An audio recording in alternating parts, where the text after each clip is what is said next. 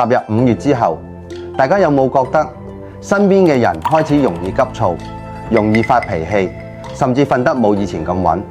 今年係丙午年，而今個月係癸巳月，是火當令，火氣慢慢旺起嚟。對好多朋友嚟講，唔止係天氣熱咁簡單。如果你最近開始覺得心煩、口舌多、做事急、財運反覆，或者成個人好似唔太定，咁今個月就更加要穩住自己。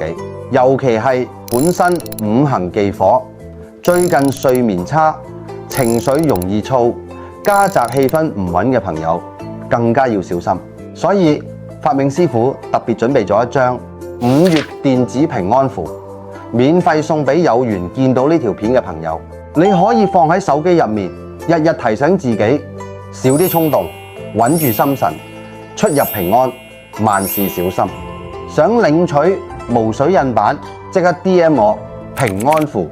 今個月火氣旺，先穩住自己，平安最重要。